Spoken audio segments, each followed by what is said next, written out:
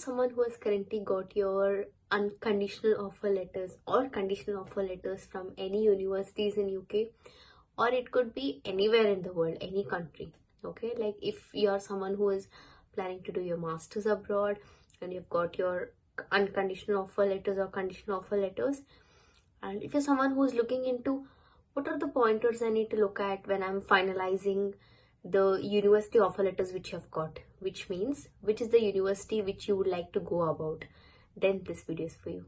Hi everyone, I'm Shamla. So this YouTube channel is all about a quick 10-minute short videos on my experiences on different situations. It is professional, educational and health relevant. Do share, like and subscribe to this channel and spread a word on this channel. So let the knowledge spread to everyone else and let it help to everyone. This video is all about top 5 tips I would like to give based on my experience. This is purely as per my experience, okay? Because I myself have done Masters MSc User Experience Design at Kingston University, London. So this is purely based on my experience. So these top 5 tips would help you finalize the university which you would like to go, from which you have got your conditional or unconditional offer letters, okay? Then what are we waiting for then? Let's start with the video. So my first tip is look into the job market in the country you are planning to do your masters in. See, what do I mean by this is, let's take you are doing your masters in accounting and finances, okay? So then if that is the case, then do your research. Like let's take you're doing your masters in 2025 September intake and you have started your masters, like you're planning to do your masters in September 2025, or it could be, let's take September 2026, okay? So see and analyze and understand how is the job market in the country you're aiming at, and even in general in the other countries, how is the job market in that particular masters what you're doing, like accounting and finances. Which means to say, like, do you have more number of job applications and what is the skill sets they are looking at? Understand in the job descriptions, are they looking for someone who has lot of experience, okay?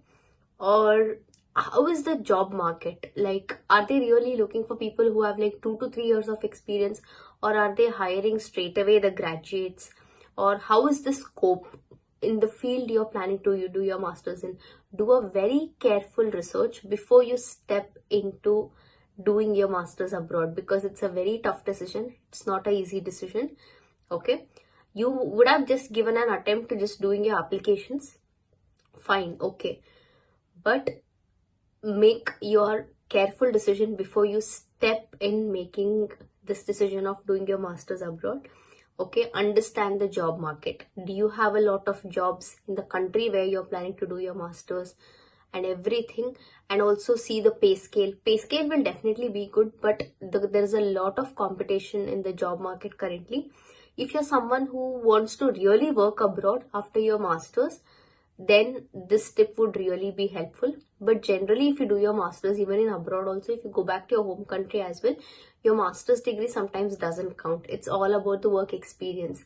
So what I suggest is, before you plan doing your masters abroad, gain a lot of experience in your field in your home country itself with a very good experience, and then you pitch into the masters abroad. This is one tip I would like to give. This is purely based on my experience.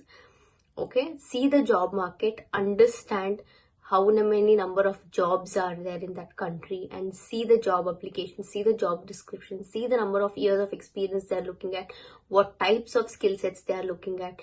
So yeah, understand all these things and then only make your decision on finalizing the offer letter. So this is my first tip. My second tip is see the pay scale. See here, what do I mean by this is, see and understand how is the pay scale. Like currently there is a lot of recession happening in a lot of countries now.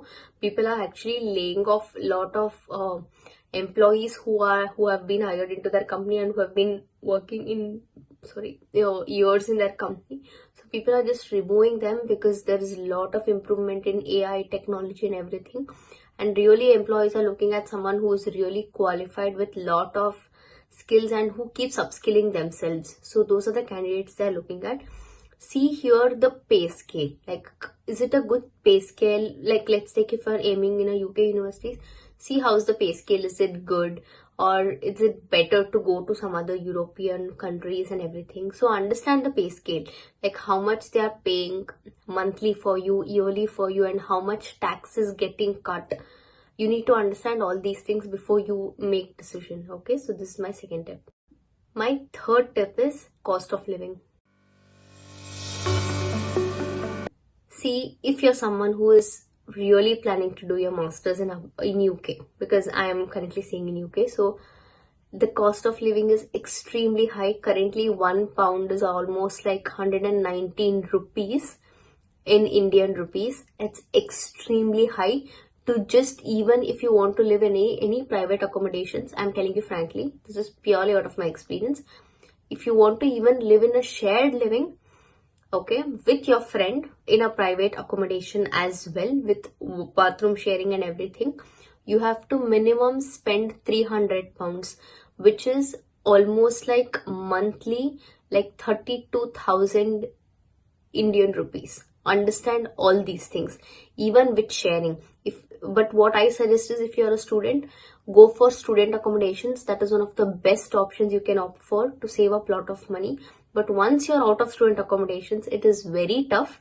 You have to go for sharing. But if you're someone who is very specific to staying alone and everything, then the cost of living is extremely high. You have to really put up like £1,000 if you want to stay alone and everything. Okay, cost of living is extremely high. Even for groceries, weekly it will go minimum £12, which is almost like 1,300 Indian rupees just weekly. If you just do minimum purchase of just groceries, this is the factual thing. Understand all these things, because this is a very huge decision. Make a very careful decision. It's not an easy thing. Okay, so consider cost of living before you finalize your offer letter. Okay, so and decide to doing your masters abroad. So my fourth tip is, see if you have any part-time options. See, what do I mean by this is, if you're someone who has come up with loan and everything, I know you would definitely have a lot of pressure on yourself. Okay, see what are the part-time options which are there in and around your uni or in the country you're planning for.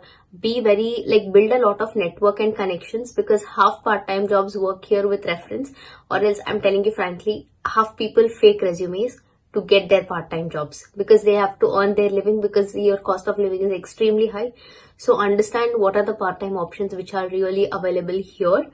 Okay, if you have come up with the loan, I know you would have huge responsibility, huge stress and pressure. I have seen so many of my friends, everyone struggling with these things.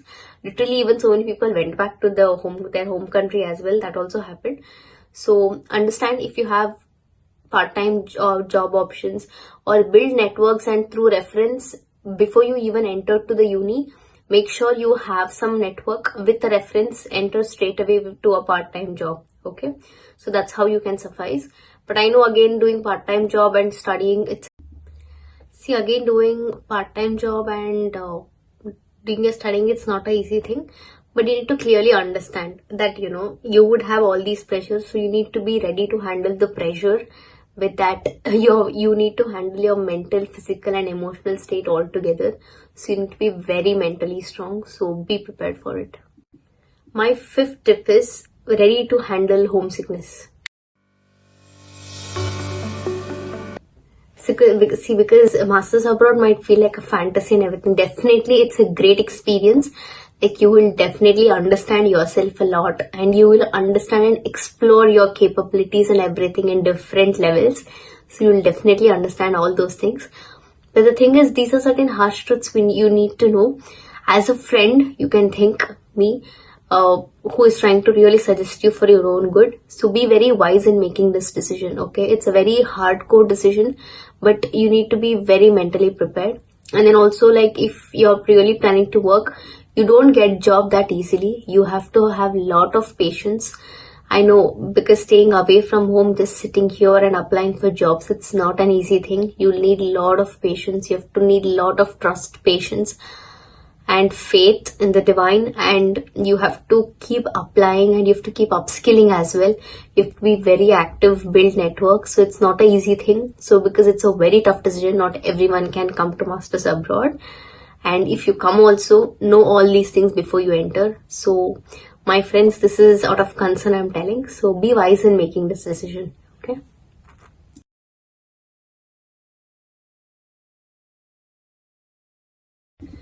So these are my top 5 tips I would like to give on what are the considerations you need to make before you finalize your offer letters from the uni. It could be conditional or unconditional offer letters. Do understand all these things before you make your decision moving, like accepting these offer letters and moving forward with making a strong move towards doing your masters abroad, because it's a very strong decision. It's not an easy thing. Not everyone can do it. Okay, so friends, be wise in making this decision. So consider all of these things. This is purely as per my experience, and then only finalize your offer letters from the uni. And also I will even attach a video on what are the considerations you need to know before you plan doing your masters abroad. So I'll attach that video as well, and I think that would also give you more insights. So yeah, so with this I'll be ending this video. Do like this video, share this video, and subscribe to my channel. Okay, see you in the next video then. Bye.